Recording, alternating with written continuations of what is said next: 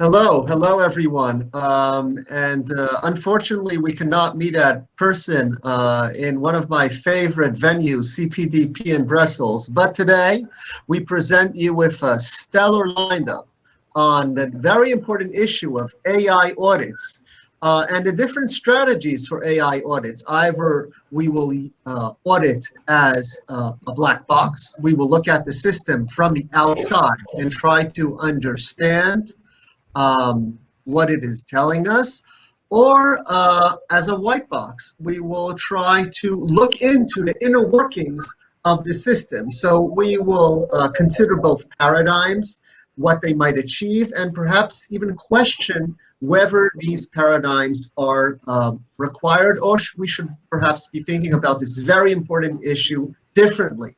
And this is a very timely issue as more and more of society in either public sphere, the private sphere, is moving to a world of algorithmic decisions. We all know about these decisions, about their utility, and about the concerns that they generate.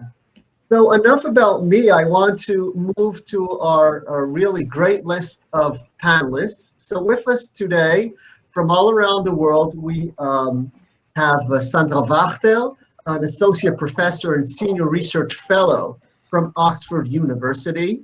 We have Gianclaudio Malgieri, who is an associate professor of law and technology from the Augmented Law Institute in ADEC, which is in Lille, France. And we also have Jane Bambauer, professor of law from University of Arizona College of Law.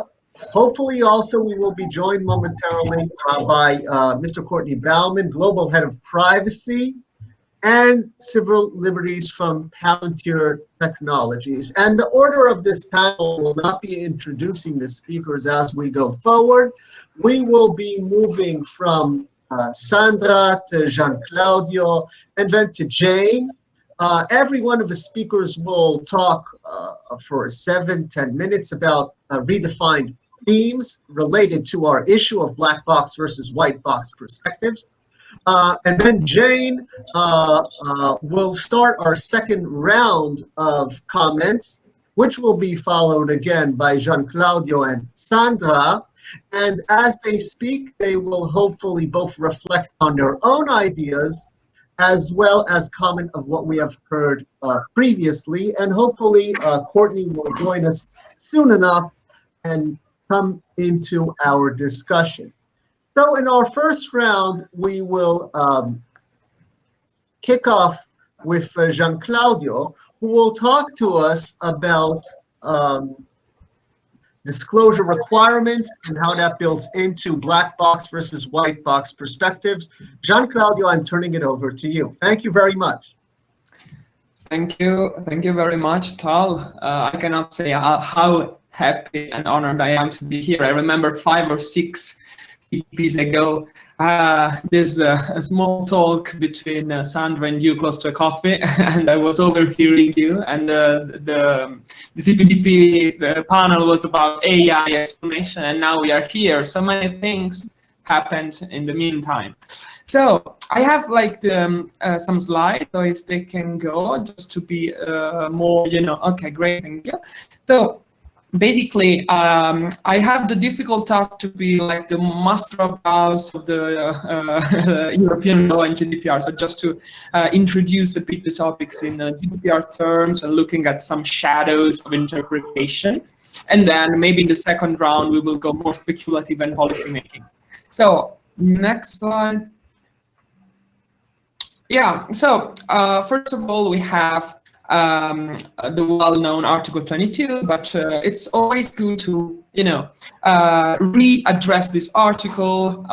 So much discussion about it, and people in this panel also contributed to that discussion a lot. So just for people that are not familiar with it, just as a very, very introductory notice, we know that the GDPR takes into account automated decisions.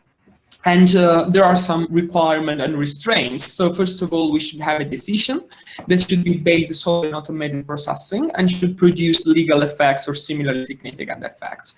These terms have been interpreted in 2018 by Article 29 Working Party, and now European Data Protection Board. The notion of decision should be interpreted in a broad sense, of course, but the most problematic thing might be this reference to based solely on automated processing, where the European Data Protection Board explained that even if there is a meaningless human intervention, we are still in a fully automated decision-making process. So actually, from this perspective, the GDPR seems to be bigger than we thought. And then the production of legal effects or similarly significant effect is also problematic. I mean, 1 hour would not be enough to address this issue. Just saying that the EDPB affirmed that whatever that significantly affects the circumstances and the behavior and the choices or have prolonged or permanent impact can be considered under the scope of this Article 22. Then, next slide. Yeah, so the first great requirement that we have is what we can call algorithmic legibility or explainability or, intelligibility. So the data controllers need to give meaningful information about the logic, the significance, and the budget effect. This notion of meaningful, I love to translate things into different languages and look at how these meanings can change a bit. So the notion of meaningful actually can be translated into 2 different ways. So meaningful as important in terms of quantity and meaning in terms of quality.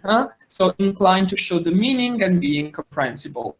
So basically, meaningful seems to have these 2 components, and we have logic, significance, and then budget effect of the algorithm. So again, logic seems to refer to the transparency of the algorithm, while significance and then budget effect are what Mireille Hildebrand brilliantly defined the dawn of the critical transparency era. Yeah, so next slide. Then we have the world famous prohibition of automated decision making in the GDPR, but at some conditions it can be exempted, so it can be authorized with some safeguards, at least right to contest, right to human intervention, right to express his or her point of view, and eventually right to provide, the duty for the data controller to provide an explanation and some technical and organizational measures. We've focused a lot on explanation in the first in the first years of the GDPR, and maybe now we're more looking at these organizational measures. So basically, yeah, we can maybe summarize this this explanation exercise in the GDPR. We have some form of general information at Article 15. We have some individual explanation at Recital 17, and in between, maybe there is this again the slide of before, yeah, and in between we have this group-based explanation, which might be considered not an individual decision in terms of personal the explanation of what happened to the personal circumstance, not even the general information of the algorithm, but something in between. Yeah, well, so these 3 layers of explanation are based, we might affirm, on the level of risk. The higher is the risk, the more transparent should be the algorithm. What I would like to address here, of course, these 3 layers is just one possible way to translate this scenario. And of course, the general explanation, so Article 15, that is just maybe a meaningful information, is something that should be disclosed just, it's the duty that every data controller should comply with. While the other 2 are not, so it depends on the level of the risk, of course. What I wanted to say is that this kind of classification is also something that some technology were implementing. So for example, we were discussing with IBM Research Lab in New York, and they were actually applying this multi-level explanation as well. So it was quite amazing to discover this thing. But member states have been implementing this during the first years. So it was funny to look at member states' implementation of this Article 22. And one of the first, let's say, member state that adopted this explanation approach was France, where I am now. I mean, it's my new homeland just by par hasard, we can say. So basically, in France, you can really have a right to legibility of the algorithm, because all data controllers need to explain the weights and factors of a decision-making process. Of course, this is a simplistic approach, because we can have much more troubles with the explanation than anything else. Opening black box is not easy, and Sandra after me will explain this very well, as she did in her papers. So basically, the point here is that we should look at the black box under a new approach, maybe. So transparency is important, but maybe the following step is not just transparency alone, but is the process of auditing the algorithm. Now, next slide is about justification of algorithms.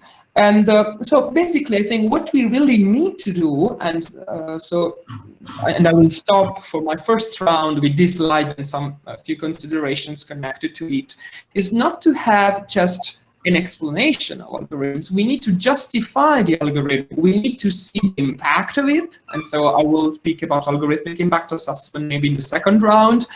And actually, the GDPR is already there. Article 5 is already clearly indicating us that a justification based on lawfulness, fairness, and so non-discrimination, purpose limitation, accuracy, data minimization is already a reality. So it's nice to look at existing implementations related to this justification model. For example, the UK Data Protection Act is based on this form of procedural explanation, we can say. So we have a right to contest, and the data controller has a duty to explain why they agree or they disagree with the decision of the machine. And this is a process of dialogue with the data subject that can be a first way of justification. Slovenia also is, in its proposal about data protection, was proposing an algorithmic impact assessment based on human rights. Actually, that proposal has never been converted into law, so it's not into force, but it's something interesting in terms of soft law. So just to conclude my first round, what I would like to point out is that maybe today we need to have an holistic approach to algorithmic auditing, and to look more at a round perspective, looking at how we can justify algorithms based not just on their code, not just on the binary algorithm, but on their impact on fundamental principles of the GDPR. So the principle of fairness, the principle of purpose limitation, the principle of accuracy, etc. And maybe just the very last 2 sentences that we can imagine this this algorithm that are non-justified by default, and imagine that in a DPIA process, the data controller can has the burden of proof of demonstrating that their algorithmic data processing can actually apply to a more justifiable approach, and so that it's not discriminatory, that it's not unfair, etc. I think it's enough for this first round. Thank you, Tal.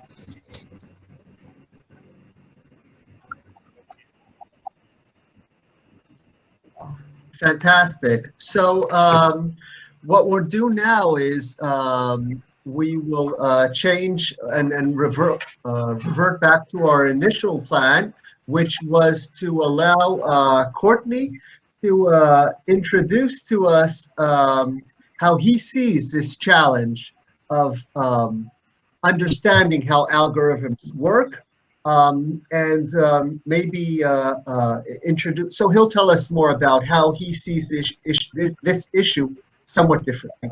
Courtney, I'm turning it over to you.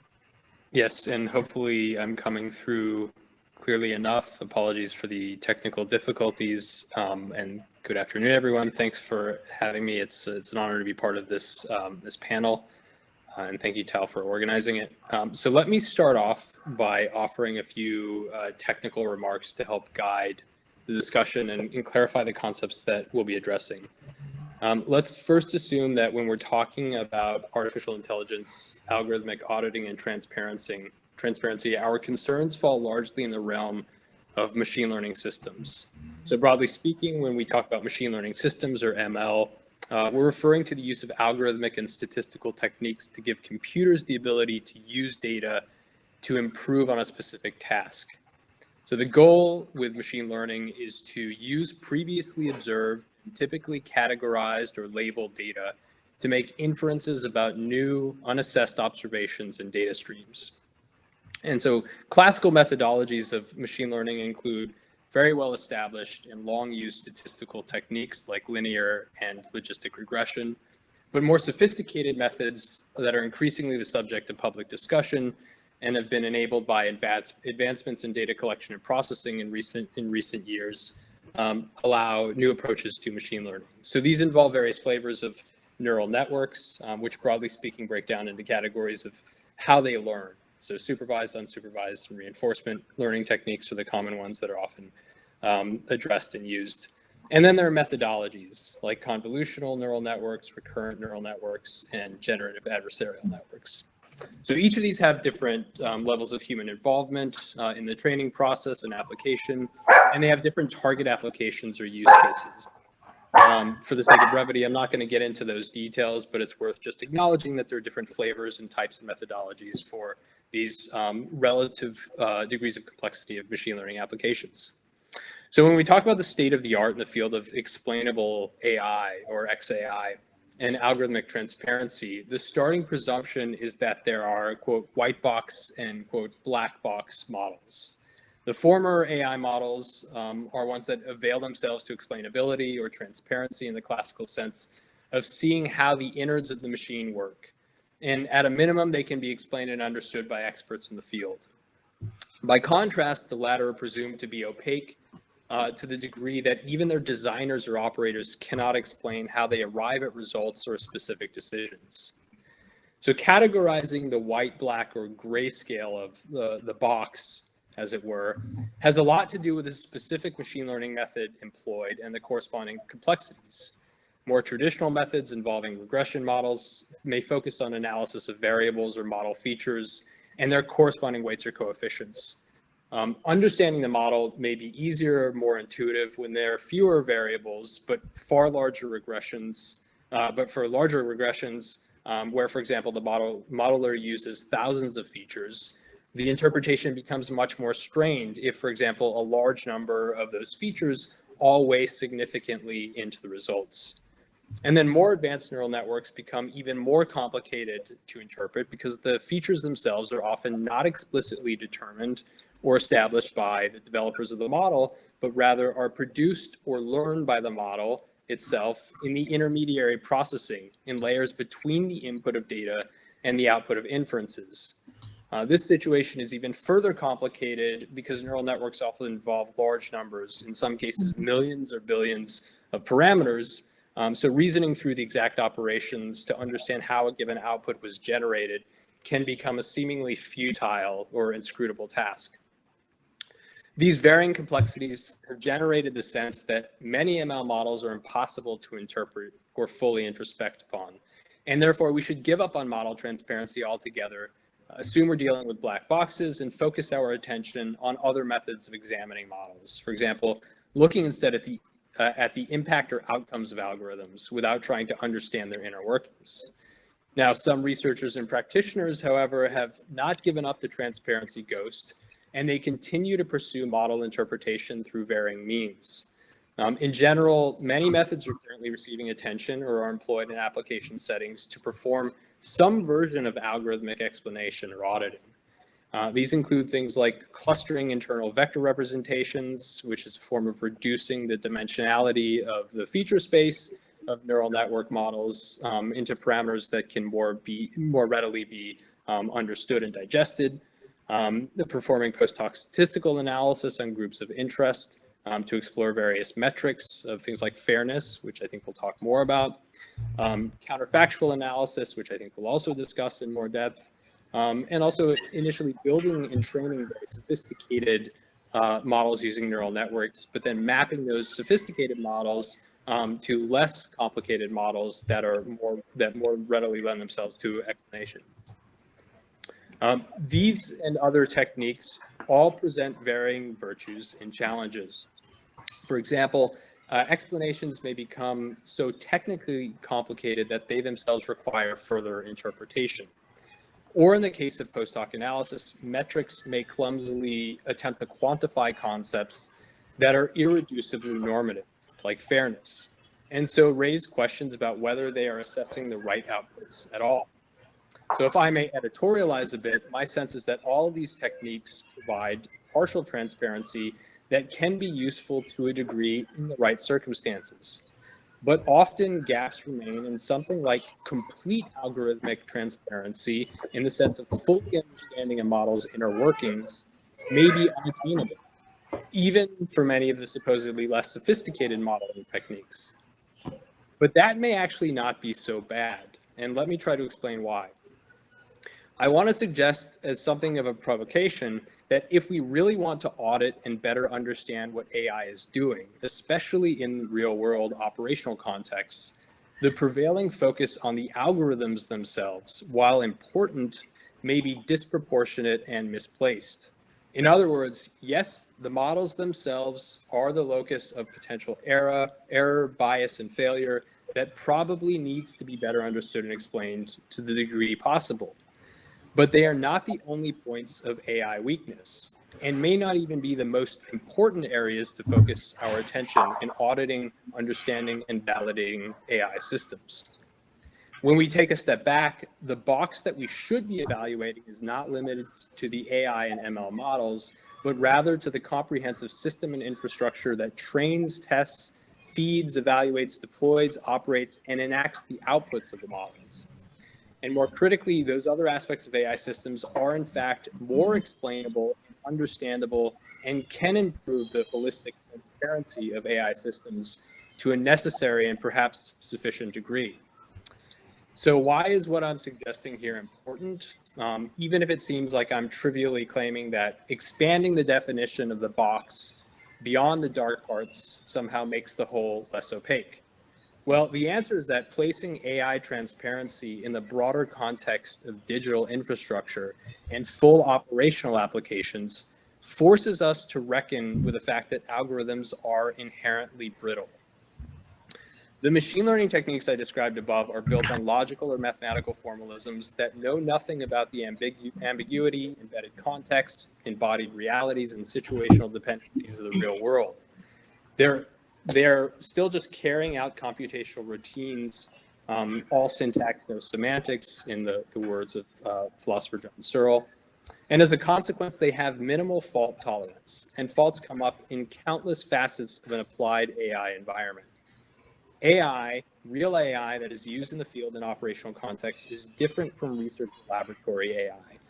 Research AI typically entails fixed data sets, a clear and constrained problem statement, discrete evaluation parameters, and a testing framework that is typically nothing but a subset of the original fixed training data.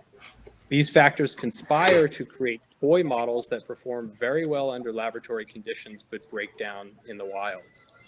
In applied real-world settings, data is dynamic and the conditions underlying its generation and collection may be evolving or changing in unpredictable ways.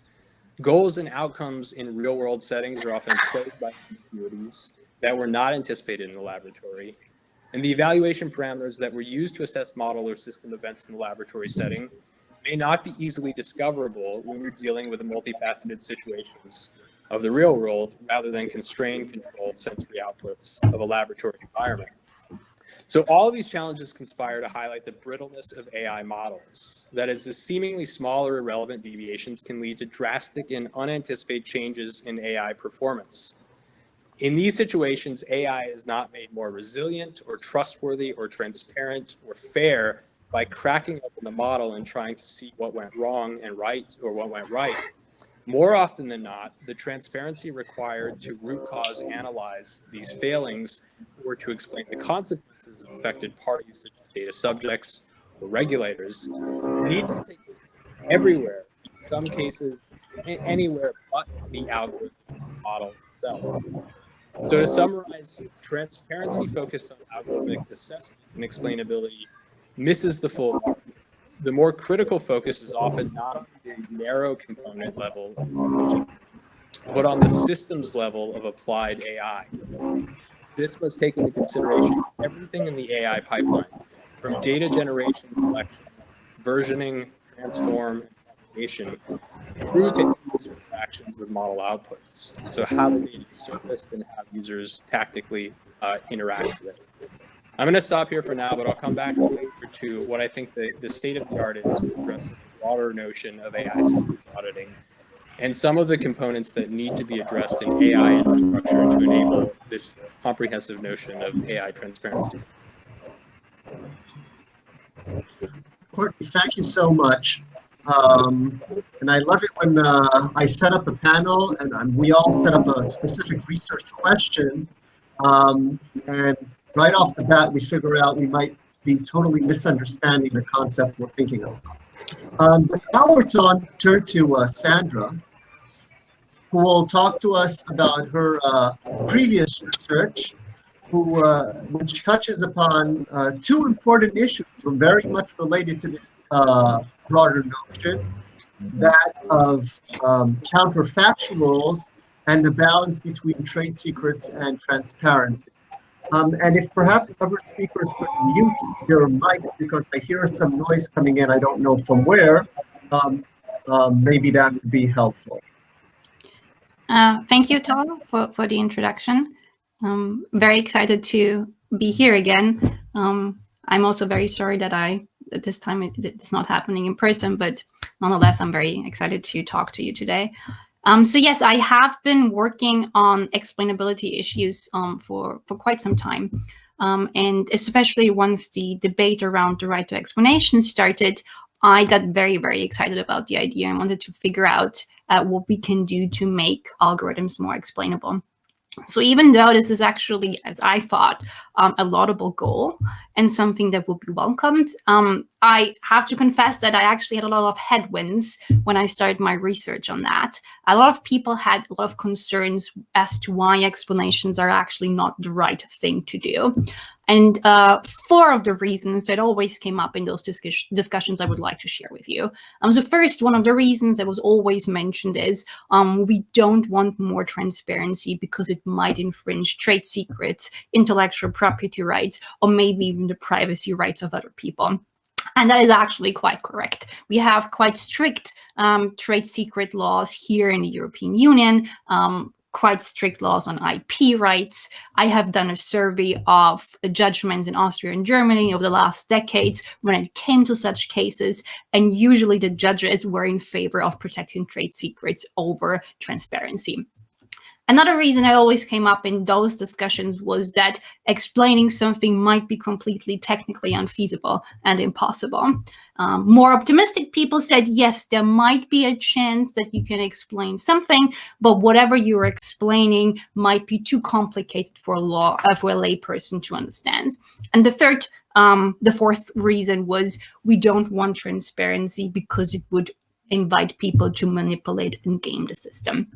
And I believe in all of those reasons. I just don't think they're good enough to stop the hunt after good transparency tools. And as you see from the slide here, I started working with 2 of my colleagues on that issue. And we wrote a paper which is called Counterfactual Explanations, without opening the black box, automated decisions in the GDPR. Brent Mittelstadt is a philosopher, Chris Russell is a machine learning expert, and I'm a lawyer. So the 3 of us teamed up to try to propose an idea of a good explanation. And what we actually did is move away from the ins and outs of the law actually wants and started to think about what is it that humans want when they ask for explanations. So we actually dived into a lot of literature on neuroscience and philosophy and cognitive science and wrote a prior paper to this, which was called Explaining Explanations in AI, because we wanted to see what it is that people are actually after.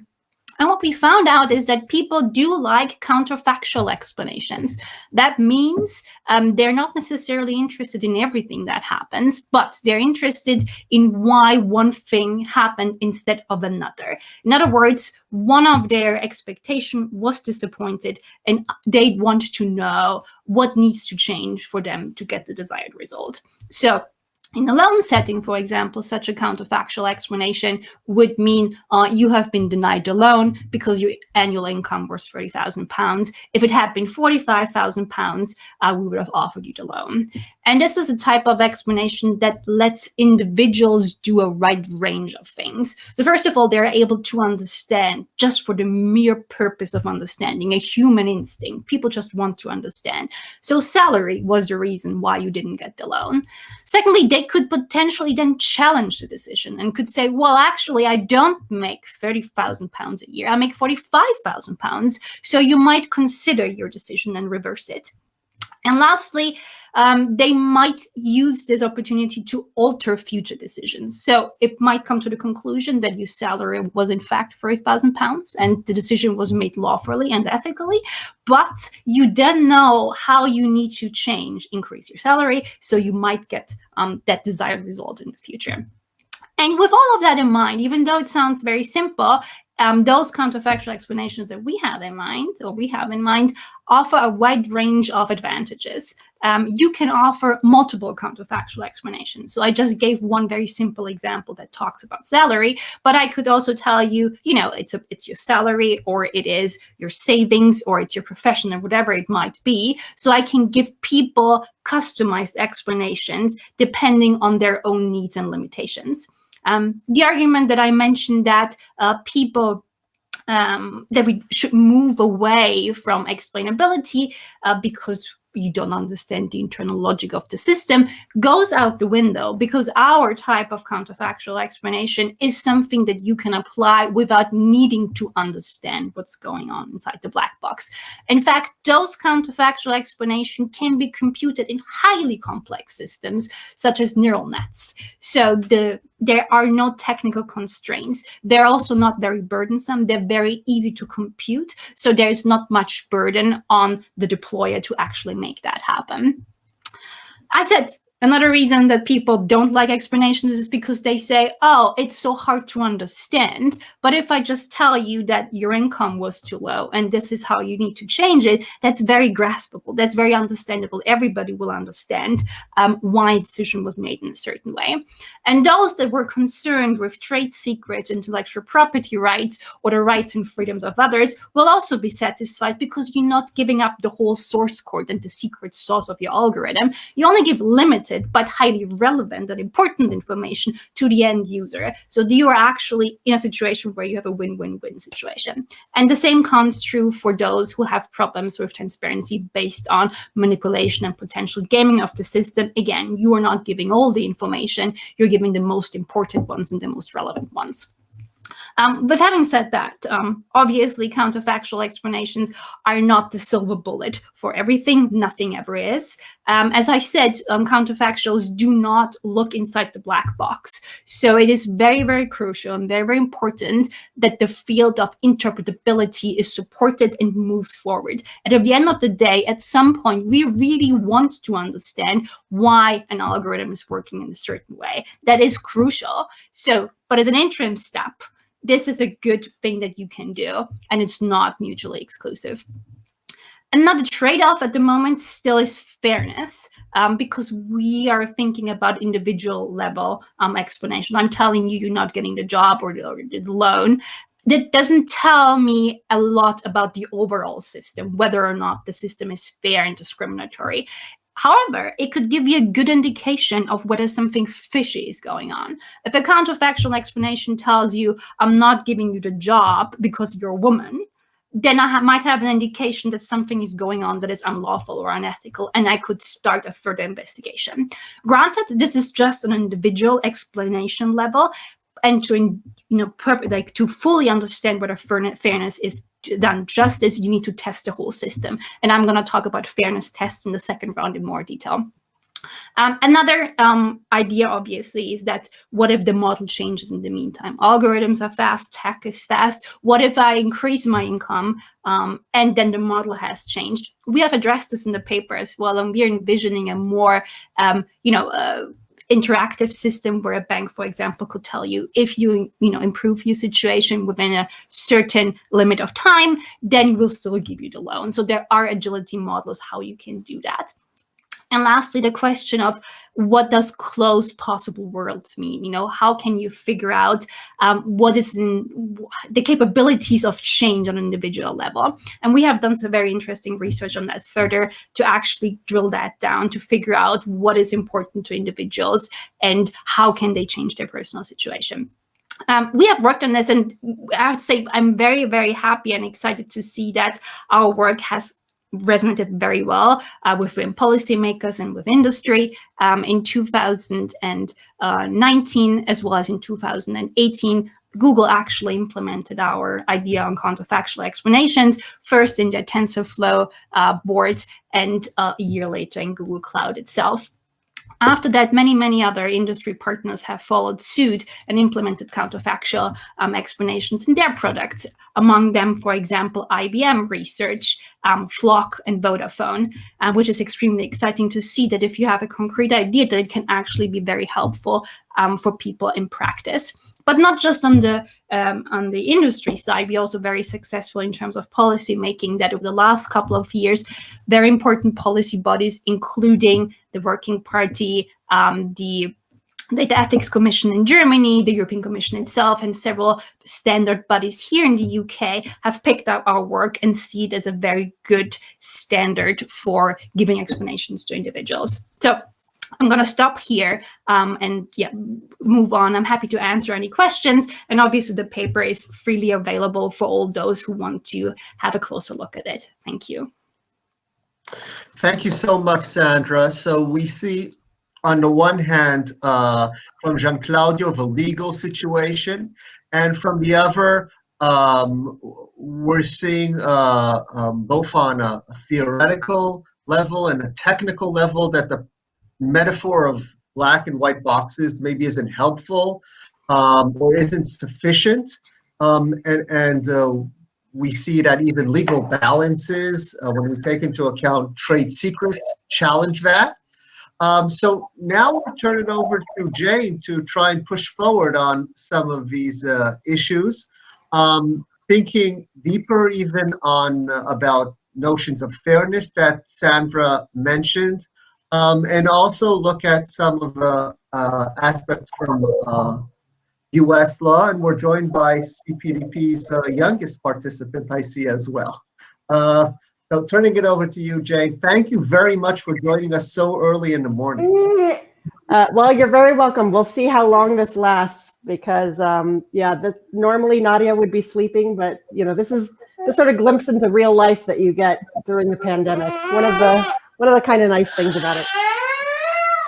Okay, so I want to pick up on a couple of themes. Actually, you know what?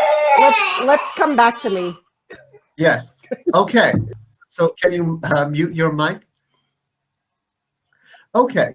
So we'll come back to Jane in a moment, but before that, I'm going to return to Jean-Claudio and maybe bring things up to our somewhat grim reality and see how recent challenges related to the COVID-19 issue have brought these questions into the discussion, and also talk about, we talked about the older laws and now how they're being challenged, but how are newer laws in both the EU and Canada may be catching up with these newer issues. So Jean-Claudio, I turn to you. Yeah, sorry, I muted before because there was some background noise. So yeah, if my slide round 2 can go. Basically, yes, I think that COVID-19 has changed so many things, and also the reflection of algorithmic explanation and algorithmic accountability. has been influenced by this. So basically, I had the opportunity to work with some computer scientists from the European Commission, the Joint Research Center. And if the slide is coming, there will be the screenshot of our SSRN about, yeah, this one. So basically, we tried to look at COVID-19 use case scenario for explainable AI. And so to see if and whether black box are more black or less black in the COVID-19 pandemic situation. So basically, one of the great applications of artificial intelligence in COVID times has been image detection of lungs to detect COVID-19. And this image detection analysis through artificial intelligence, of course, it's not based on causal explanation. So we cannot explain what are the causal links between the decision and the output, of course. What we can do, because actually this kind of image detection are deep learning, and more we are seeing deep learning applied in bank sector, credit sector, insurance sector, and so on and so forth. So the traditional ideas of explainability and transparency should be a bit, updated with the new challenge. So also to follow up on Sandra's about counterfactual or other ways in this paper, but also following up a paper that I co-authored with Margot Kaminsky about algorithmic impact assessment.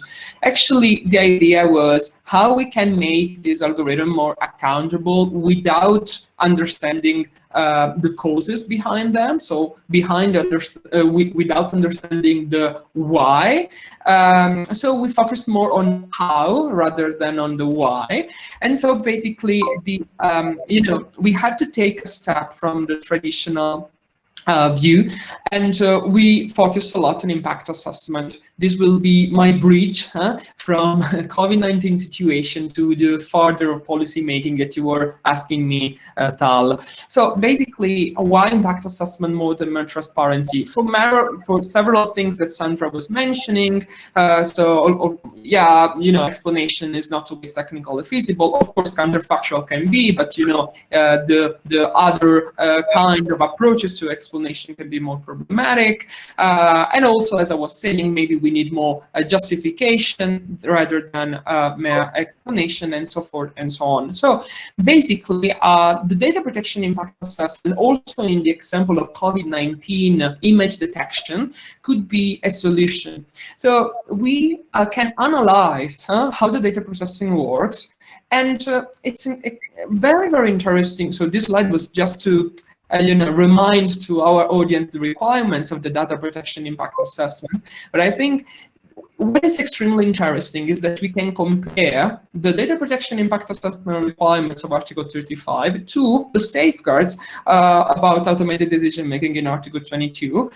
This is what we did in this paper with Margot Kaminsky, and actually the idea, it was quite evident that describing the data processing means also giving some information about the logic, but also assessing necessity and proportionality means giving some justification about the algorithm. Assessing risk and mitigating risk is a way to look at the envisaged effect, but also to look at the upper risk. So if we put them in a round, the data protection, the algorithmic impact assessment, that was actually an idea from US people. So as I was saying yesterday at another panel, this was one of the few cases in which a privacy idea coming from US got a lot of fortune in the EU. Actually, the idea of algorithmic impact assessment is already there in the GDPR in our view. And actually, if you look at this joint application of explanation rights and algorithmic DPIA, we can really overcome the traditional ideas of opening the black box, because we look at the effects of the black box. We look at the explanation model as a process rather than a product, and also the assessment of risk becomes a collective action, an action that is done through feedbacks of data subject, including more and more people in the loop. So how algorithmic impact assessment can be made reality is already reality somewhere else, and this is to have a link with the Tal question about the future of policy making in this term and if Europe can go in that direction or not. So Canadian example is the first one that I think is the most practical one. So how can we really apply algorithmic impact assessment? So I would say at the European way, DPIA on automated decisions. There is this model from Canada. It's already a reality since several months, and they have this version online where you can upload your replies to some questions. You will have an impact level, you will have a score, mitigation score, etc.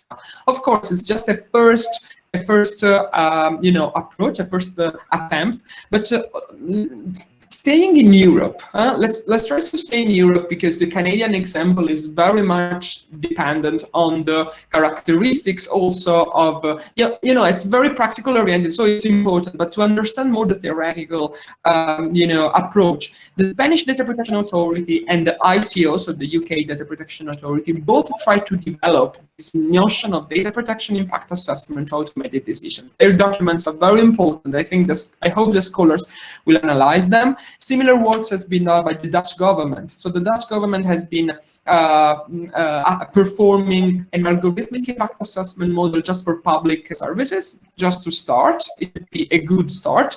And looking at more international level, the Council of Europe has proposed recently is working at a new convention that might be like the Convention 108, but on artificial intelligence, and they adopted the risk-based approach.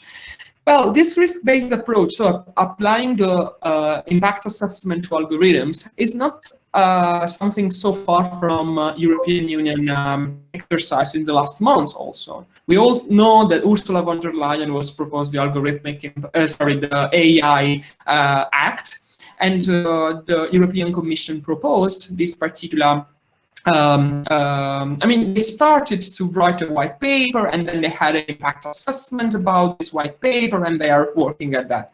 And then the European Parliament stepped in, and they decided to propose this artificial intelligence, ethical artificial intelligence directive. It's a proposed directive in an annex to a resolution. It's very, for European Union lawyers, it might be a headache, because usually the European Parliament doesn't propose often new legislations in this regard. Usually it's the Commission to start, but the Parliament has always resolutions. So actually, looking at their approach, it seems to me that it goes very close to the algorithmic impact assessment that we were proposing, looking at the data protection impact assessment. Why? Because they define artificial intelligence under a risk assessment approach. So they give a particular level of risk to artificial intelligence. Once you are in a situation of high risk, you have some requirements to respect in terms of explaining the biases, auditing biases, transparency about algorithm, discrimination analysis. So all these complex mechanisms that we are trying to develop in this panel. But how they define the high risk of algorithms? Because I think we should all agree on what is high-risk algorithms. So, in the GDPR, the data protection impact assessment, that Article 35 refers to extensive evaluation of personality through automated decision-making as a high risk by default. It might be the case, of course, but looking at this definition of the European Parliament, basically they refer to artificial intelligence at high risk just in case there is harm, there is a significant risk to cause injury or harm that can be expected to occur to individuals or society in breach of fundamental rights and safety rules in union law. And in conjunction to this, there is a list of high-risk sectors that you maybe cannot see very well in the slide because it was just a screenshot, but you can imagine how which they are. So education, healthcare, research. I mean, there are several sectors in which probably they are considered high risk by default. So, I mean, the future of policy making maybe is going into risk-based approach. I think we can welcome this as a great thing, because we should really focus on the assessment of the impact of the algorithm. This is the best way to have the most comprehensive approach possible to algorithms.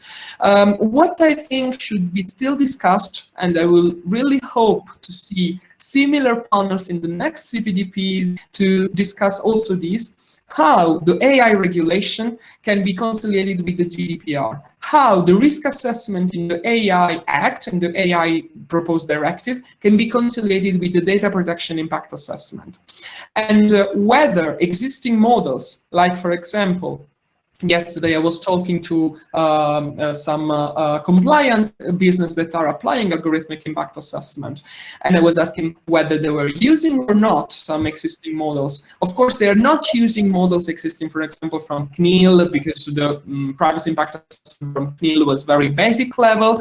There are more and more to come. We are trying to develop some projects with some legal tech. I think this is the way ahead. We should focus a lot on the interplay between these different ones. And I think the Council of Europe new convention is going in the same direction. So we stay tuned, and of course I will be happy to reply to questions in the next round. Thank you. Thank you very much, Gian Claudio. I think we could return to Jane to hear her intervention, and I know she also has some comments and perhaps even critiques of what you set forth. Please, those not speaking, mute your mics, as I shall do now. Great. Okay, I will try to be brief. So a lot of the themes I was going to talk about have been picked up already. And like Gian Claudio, I share enthusiasm for shifting from kind of individual rights or individual assessments and rights toward something that looks at the impact of a system on the basic fairness principles that we're trying to achieve. The US right now, partly because it's been in a policy vacuum for decades and has not done a comprehensive privacy law, has the advantage of learning from some of what's been tried elsewhere. But if we think about what an audit that would play into an impact assessment, that would look at whether a black box or a white box algorithm, for that matter, is fair, it would have to assess fairness on several dimensions. And so just pulling those out briefly. One is bias. That's been discussed in the literature the most, whether there are any discrete groups, subpopulations that are disadvantaged, either because the algorithm has more error of some sort for them, or for any other reason. Another is accuracy. Those two things are often with impact assessments or audits. Those two things are sort of understood to be in a balance, that sometimes you have to lose one in order to make gains in the other. And by the way, there are multiple forms of bias too that also have to be sort of prioritized. Gaming has been mentioned, so that another thing an audit can do is determine whether there are some factors that have high weight that are gameable, and so therefore we might expect that not everyone, but some members of the population are going to exploit it and cause problems. And then explainability is a virtue, but it has to be balanced against these other things. And in fact, as Sandra's research has pointed out, there are times when transparency, especially to the public, causes an algorithm, or puts pressure on an algorithm to actually be not only less accurate, but more biased. And so all of these goals are in tension at different times. I'm a little bit, so I think it makes sense to try to measure the effect of an algorithm on all of those principles. I am not sure it's clear what to do after that. Even in the context, of like what the Canadian system's trying to do with some sort of impact risk score, it requires ultimately deciding between how to prioritize different social goals. And that's where the heated debates and the real hard problems begin. I think we can rule out some wrong answers in terms of, if an algorithm is brittle, and so therefore some factor that is causing bias might not even be very accurate, then it's sort of clear, that's an algorithm that is wrong, morally wrong, or needs some work. But if improving fairness on one dimension causes problems in another, then it's really hard to know what to do. And that's true whether we're in a high risk situation like an education or employment decision, or a low risk one, because accuracy, for example, matters in all of those contexts. So I'll stop there because my 3-year-old is screaming again, and hopefully join up with you in Q&A. Okay, thank you so much, Jane. So in the interest of time, let's try and have relatively short interventions by Sandra and Courtney, which we'll do one after the other. Sandra could perhaps reflect on her work regarding fairness and bias in algorithms, and perhaps how these forms of auditing could resolve them. And Jane started to open that door. And then immediately we will turn to Courtney, talking a bit more about state of the art and what this might mean for this whole notion of data science in general. So I'm turning it over to both of you for relatively short interventions. Go ahead.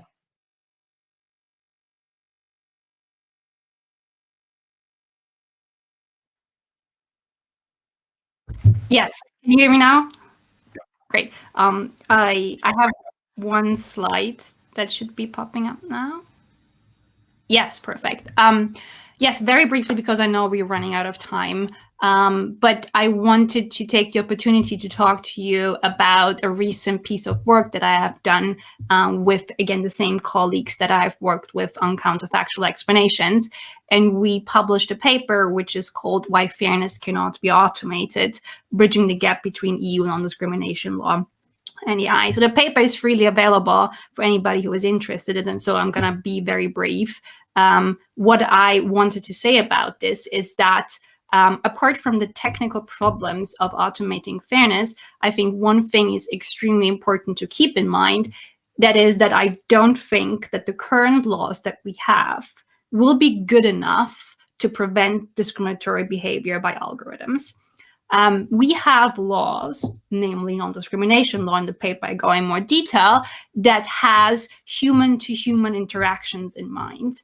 The law thinks of a human discriminating against another human. So all the tools, all the legal tools that we have developed to investigate, prevent, and punish discrimination have a human perpetrator in mind. The problem is that humans work very differently than algorithms, have very different motivations and reasons how they treat people. And therefore, you cannot just translate those legal tools onto algorithms. And I'm going to give only briefly 3 reasons why I think we actually need to be very careful when anybody tells us the law already has an answer to it, because I don't think it has.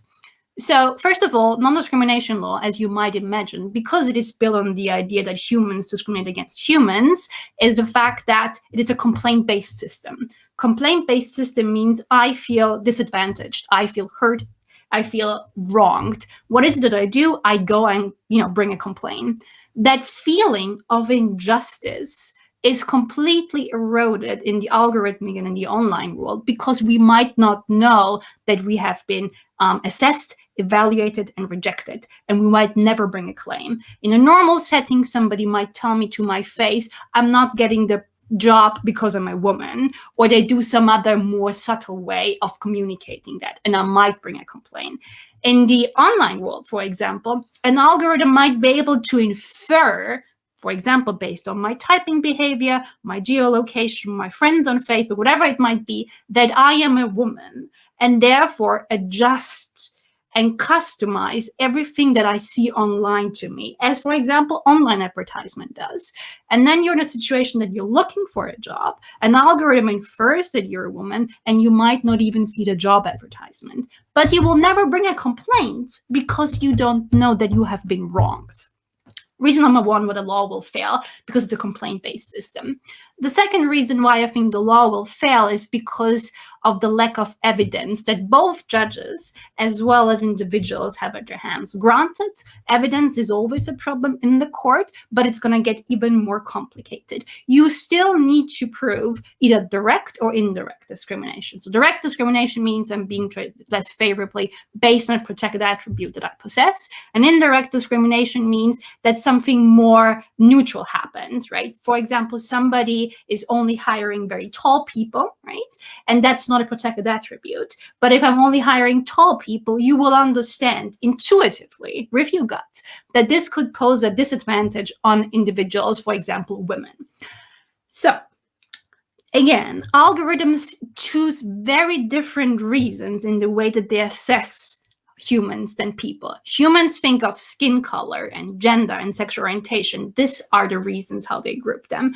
But algorithms might not. They might decide not to give you a job because you don't have a dog, or because you like fast food, or because you shop on Sundays.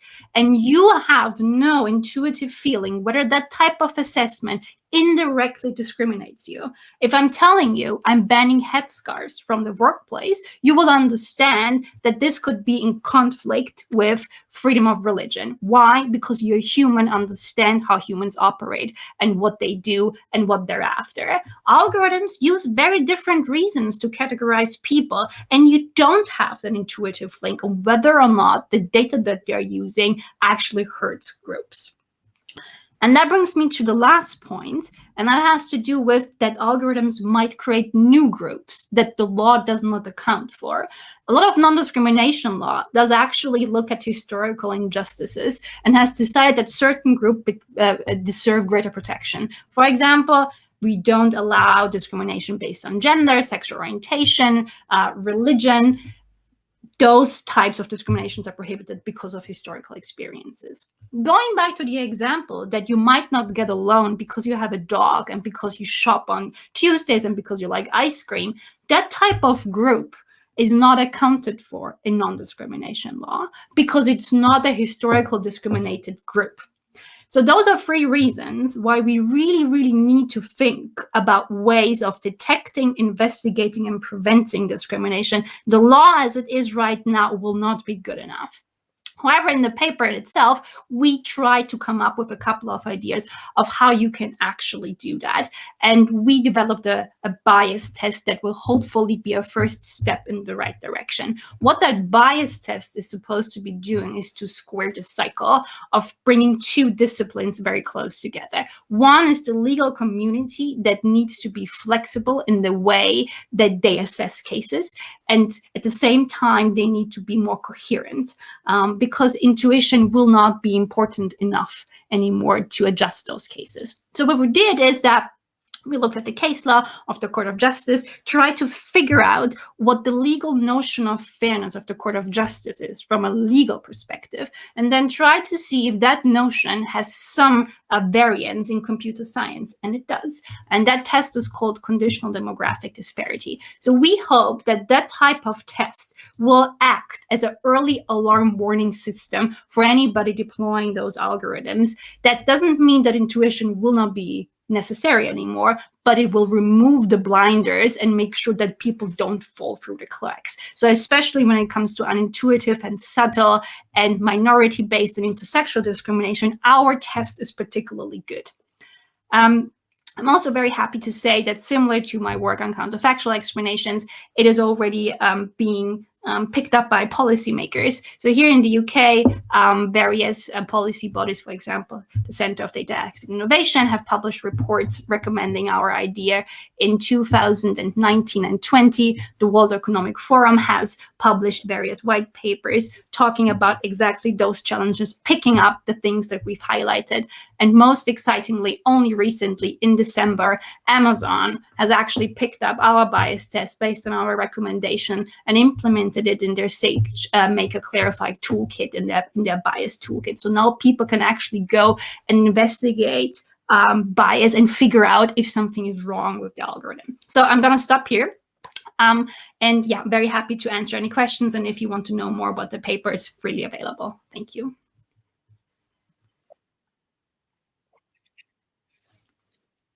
Courtney, go ahead. I think I should be unmuted.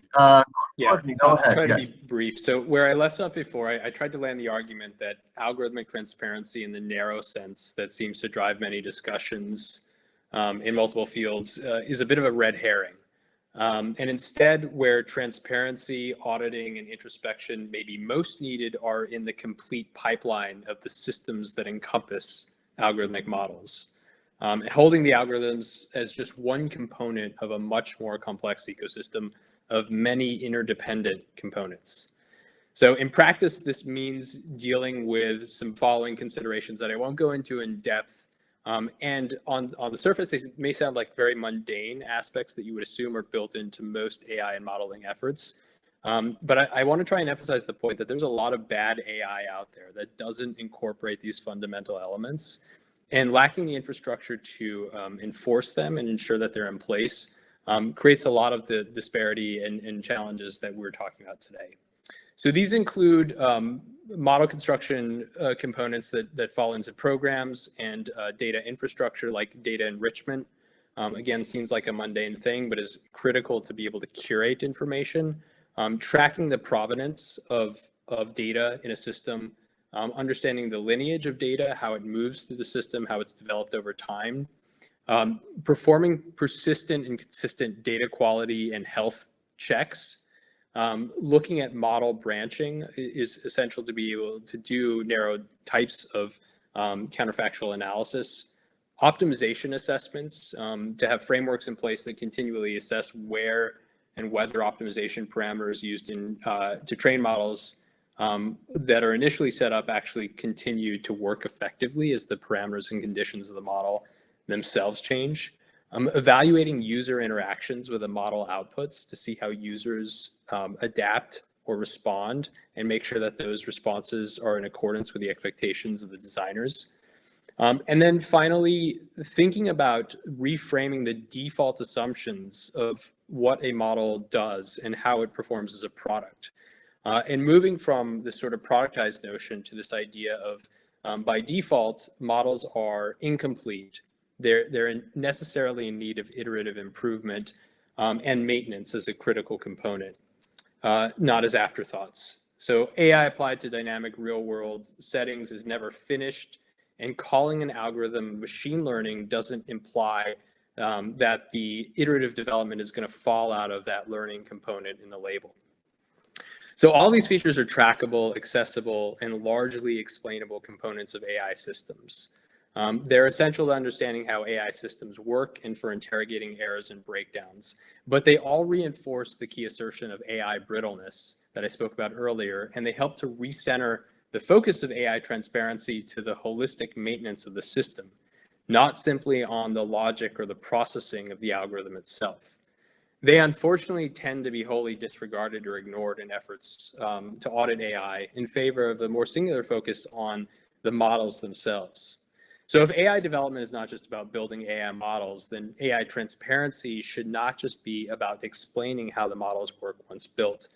To shed light on the black box, we should consider that effective AI systems are considerably broader than the models themselves and extend to the full program and digital infrastructure surrounding the models. If those components are interrogated and explained, the whole system becomes considerably more accountable, even if one component part of that system remains somewhat opaque. Courtney, thank you very much. If I see correctly, we have a very short time to conclude this panel. I just want to tell all the panelists that we received an abundance of questions in the Q&A. And I think we have 1 minute for the panel to go, so we're not going to be able to respond to all of them, or possibly even any of them. Many of the questions talked about the counterfactual solution, which I think perhaps looking at Sandra's work maybe could provide answers to them.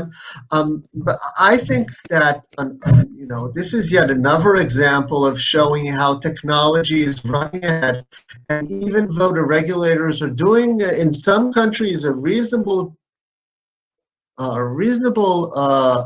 interesting challenge, interesting effort to introduce new tools.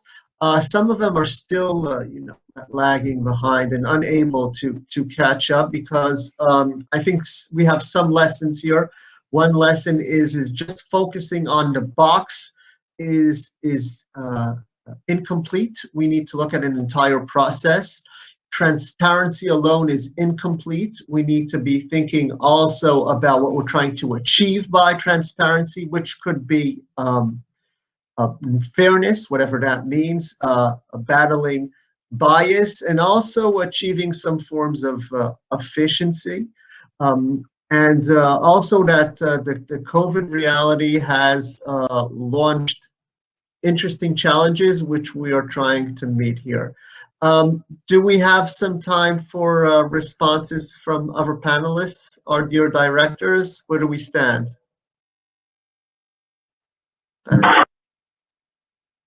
Okay, so thank you very much. Everyone, please stay safe. And as they say, next year in Brussels. Thank you so much. It was wonderful to see you all. Thank you, everyone. Bye-bye.